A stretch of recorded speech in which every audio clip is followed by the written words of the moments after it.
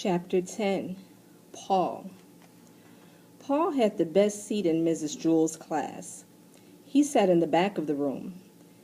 It was the seat that was the farthest away from Mrs. Jewell's. Mrs. Jewell was teaching the class about fractions. She drew a picture of a pie on the blackboard. She cut the pie into 8 pieces.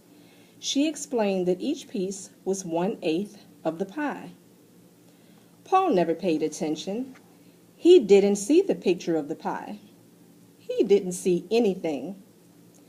Well, he did see one thing. Actually, he saw 2 things. He saw Leslie's 2 pigtails. Leslie sat in front of Paul. She had 2 long, brown pigtails that reached all the way down to her waist. Paul saw those pigtails, and a terrible urge came over him. He wanted to pull a pigtail. He wanted to wrap his fist around it, feel the hair between his fingers, and just yank. He thought it would also be fun to tie the pigtails together, or better yet, tie them to her chair. But most of all, he just wanted to pull one. Slowly, he reached for the one on the right. No, what am I doing, he thought. I'll only get into trouble. Paul had it made. He sat in the back of the room. He paid no attention to anyone, and nobody paid any attention to him. But if he pulled a pigtail, it would be all over. Leslie would tell on him, and he'd become the center of attention. He sighed and slowly withdrew his arm. But Paul couldn't ignore those pigtails. There they were, dangling right in front of him, just begging to be pulled. He could close his eyes, but he couldn't make the pigtails disappear. He could still smell them and hear them. He could almost taste them. Maybe just a little tug, he thought. No, none. There they hung, easily within his reach. Well, let them just hang there, thought Paul. It would be foolish to pull one, no matter how tempting they were. None of the other children in class pulled pigtails. Why should he? Of course, none of the other children sat behind Leslie either. It was just a simple matter of being able to think clearly. That was all. Paul thought it over and decided not to pull one. It was as simple as that. Suddenly his arm shot forward. He grabbed Leslie's right pigtail and yanked. "Yeah!" screamed Leslie. Everybody looked at her. "Paul pulled my pigtail," she said. They all looked at Paul. I couldn't help it," said Paul. "You'd better learn to help it," said Mrs. Jewell. She wrote Paul's name on the blackboard under the word discipline. "Tell Leslie you're sorry." "I'm sorry, Leslie," said Paul. "Humph," said Leslie. Paul felt horrible. Never again would he pull another pigtail. Except there was one problem. He still wasn't satisfied. He had pulled the right one, but that wasn't enough. He wanted to pull the left one, too.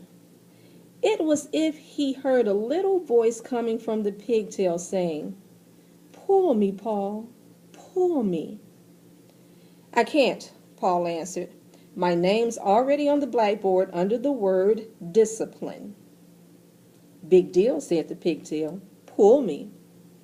"No way," said Paul. "Never again."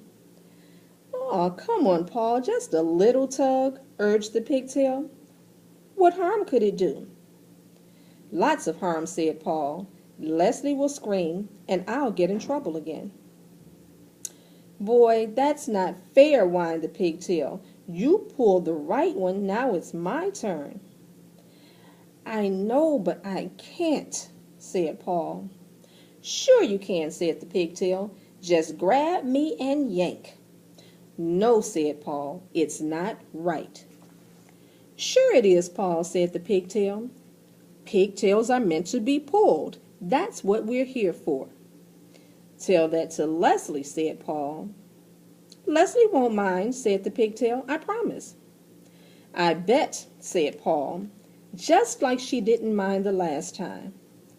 "You just didn't pull hard enough," said the pigtail. "Leslie likes us pulled real hard." "Really?" asked Paul.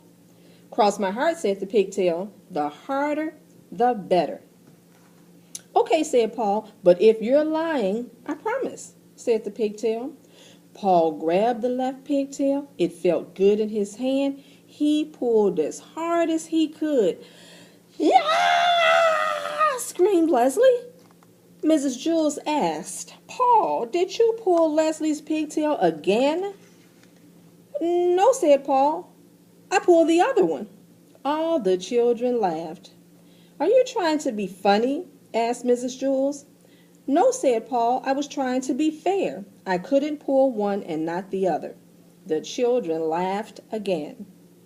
"Pigtails are meant to be pulled," Paul concluded. Mrs. Jules put a check next to Paul's name on the blackboard under the word discipline. But at last Paul was satisfied. True, his name was on the blackboard with the check next to it, but that really didn't matter.